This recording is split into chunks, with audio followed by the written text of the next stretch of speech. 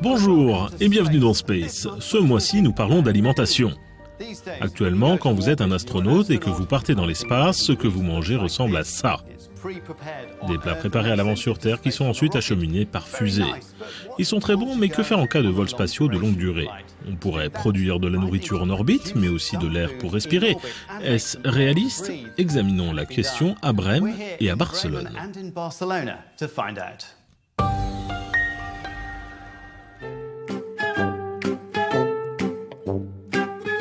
Faire pousser de la nourriture en orbite, c'est complexe, mais c'est possible.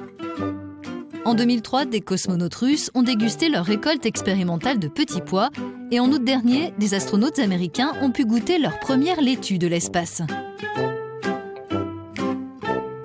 Mais évidemment, les équipages ont besoin de bien plus pour assurer leur survie. Les chiffres de base qui sont utilisés sont de 5 kg par jour et par astronaute de consommables métaboliques, 1 kg d'oxygène, 1 kg de nourriture déshydratée et 3 kg d'eau qui sont utilisés pour l'eau potable et pour réhydrater la nourriture. Cette expérience menée à Barcelone figure parmi les projets qui visent à couvrir ces besoins. Elle s'intègre au consortium Melissa, dont le but est de concevoir des systèmes de survie en boucle fermée pour les voyages spatiaux. Ici, les rats respirent l'oxygène produit par les algues qui, elles, absorbent le CO2 rejeté par les rats. Les rats, en respirant, produisent du CO2. Les microalgues capturent ce CO2 et grâce à la lumière dans le photobioréacteur, elles sont capables de réaliser la photosynthèse et de produire de l'oxygène.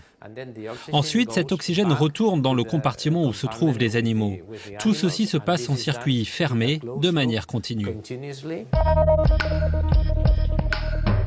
L'un des plus grands défis qu'a dû relever cette équipe a consisté à développer un système qui permet d'augmenter quasi instantanément la quantité d'oxygène produit par les microalgues.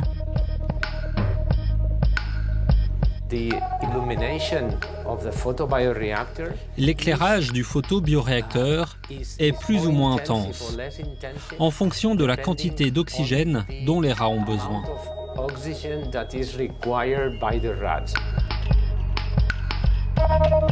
Autre projet dédié à la survie dans l'espace, ces ingénieurs spatiaux allemands vont mettre en place une production autonome de tomates à bord d'un satellite baptisé Oikropis qui sera lancé à l'été 2017. Il tournera autour de la Terre pendant que les graines germeront à l'intérieur.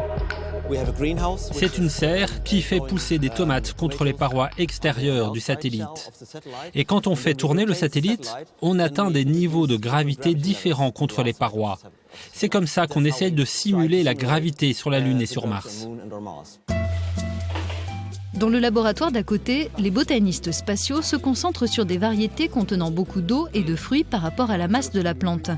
Les tomates ont été privilégiées pour la mission parce que leur couleur rouge les rend facilement repérables par caméra. Nous sommes dans le laboratoire Eden à Brême, au Centre allemand de recherche aérospatiale. On étudie les techniques de culture des plantes. Le contrôle de l'humidité, de la température, les solutions de fertilisants, etc. Bref, comment faire pousser des plantes sur différentes planètes dans le cadre de l'exploration spatiale par l'homme. Ça, c'est de la microtina, une tomate qui fait des fleurs et des fruits rapidement. Et dans ces expériences qu'on réalise ici en conditions contrôlées, on surveille comment agit la solution de fertilisation pour ces tomates microtina. Parlant de fertilisation, les tomates de l'espace seront arrosées avec une ressource naturelle générée par les astronautes eux-mêmes. On utilise de l'urine. Donc l'urine, on pourrait dire que c'est comme de l'or jaune pour les plantes quand on veut produire de la nourriture humaine au sein des systèmes fermés sur la Lune et sur Mars. Dans l'espace, les plantes ne pousseront pas au sol, ce serait trop difficile à organiser. C'est en fait la rotation du satellite qui va permettre la pousse des racines dans un sens et du plant dans l'autre. On s'est rendu compte qu'une plante n'avait besoin que de 0,1 G pour reconnaître où est le bas et pour savoir dans quelle direction pousser. Ce sera aussi suffisant sur la Lune et sur Mars. Ici, nous avons différents espaces. Ici, il y a de la tomate microtina. Ici, on a du poivron. Et ici, ce sont des concombres. Vous ne pouvez pas manger celui-là maintenant parce qu'il a été cultivé dans un but scientifique, mais je peux vous dire qu'il a très bon goût. À Barcelone, la prochaine étape pour le consortium Melissa sera de trouver comment recycler les déchets produits par les plantes et les animaux. En attendant, ces scientifiques sont convaincus que les systèmes en boucle fermée sont essentiels pour les vols longue durée. Je pense que c'est faisable. Et je pense que c'est nécessaire. Faire pousser les plantes dans l'espace, c'est nécessaire, ça sera obligatoire, plus la mission dans l'espace sera longue.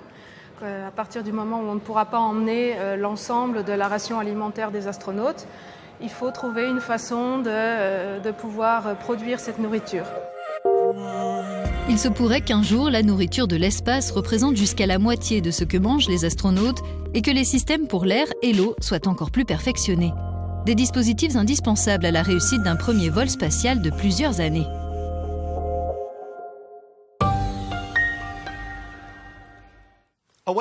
Quittons les rats, les algues et les tomates pour faire notre point régulier sur la mission ExoMars que nous suivons dans Space. Nous avons demandé à l'un des plus éminents astrophysiciens d'Europe où il chercherait des traces de vie sur Mars.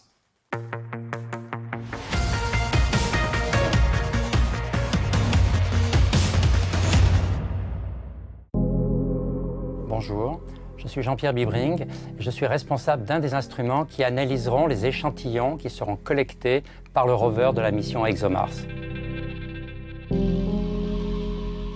Avec ExoMars, ce qu'on essaye de savoir, c'est si, tôt dans son histoire, il y a pu y avoir les conditions qui ont permis, sur Mars donc, comme sur Terre vraisemblablement au même moment, à la vie d'émerger à partir de molécules et d'eau qui ont été apportées par ailleurs.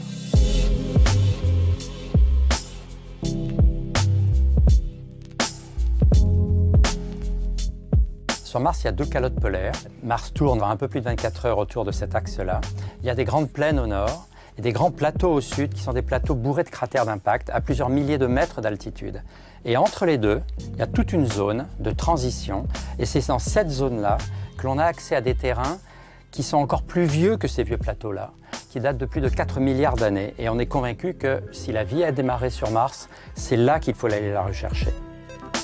L'espoir, bien sûr, n'est pas de trouver directement un être vivant, mais même si l'on trouve les précurseurs de ces êtres vivants sous forme de macromolécules, ce serait déjà un pas considérable parce que ça voudrait dire que la vie est suffisamment robuste pour avoir pu s'adapter à l'environnement martien.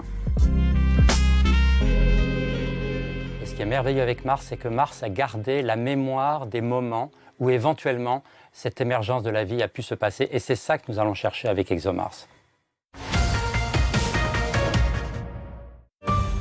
C'est tout pour aujourd'hui, je vais goûter un peu de ce plat pour astronautes. Retrouvez nos autres épisodes de Destination Mars et d'autres infos sur notre site. À bientôt. See you next time.